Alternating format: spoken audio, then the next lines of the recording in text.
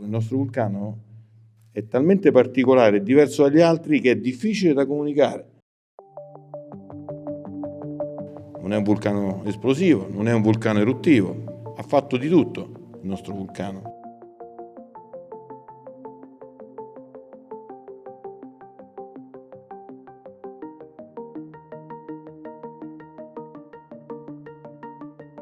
Ogni collina è diversa, è una ricchezza, non è un minusvalore. Il filo comune non è nella varietà, non è nell'altitudine, ma è nell'espressione che possiamo trovare in tutti i vini dei nostri territori. Alla fine, in fondo, c'è sempre un punto in comune. Quel punto in comune deve essere il seme che ci fa rinascere insieme. Patrimonio, e sottolineo per me patrimonio viticolo di un territorio che aveva nel Lazio un ruolo importante, perché il Frascati, non dimentichiamoci, ma era il vino bianco più conosciuto al mondo nel dopoguerra.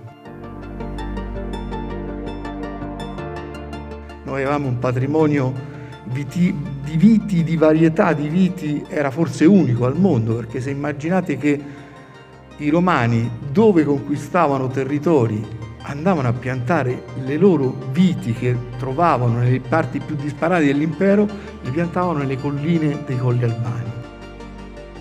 E quello era il punto dove testavano, no, la bontà di alcuni viti.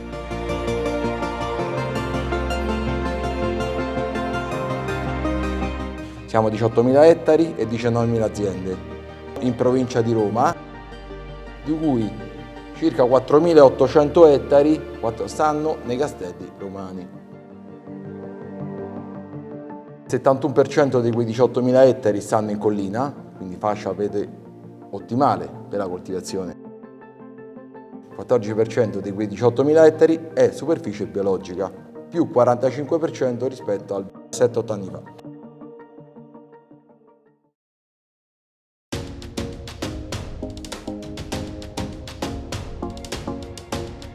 A Frascati ogni collina è veramente diversa e ogni collina dà una ricchezza. Poi capire qual è la varietà migliore?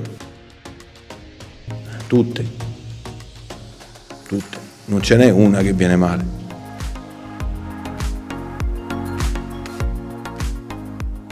Ci siamo dimenticati che la viticoltura nasce qui, è da qui che noi l'abbiamo portata in altri luoghi.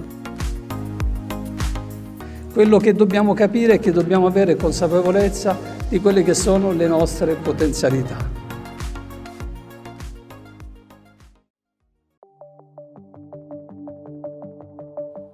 L'area del grande vulcano laziale, posta a sud di Roma, di forma circolare che riprende dall'antico cratere vulcanico, comprende per la maggior parte l'area dei Castelli Romani.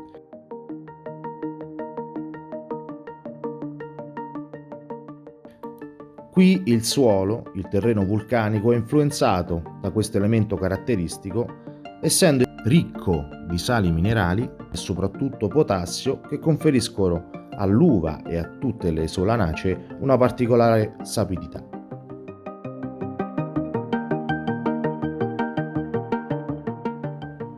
Dalla sua nascita la pianta riceve l'acqua minerale da questa terra che offre alla vite tutti i suoi nutrienti.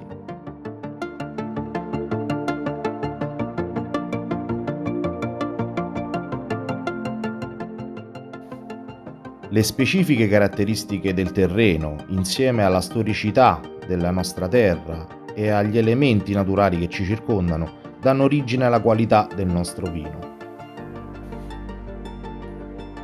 Una qualità che incuriosisce i palati di tutto il mondo.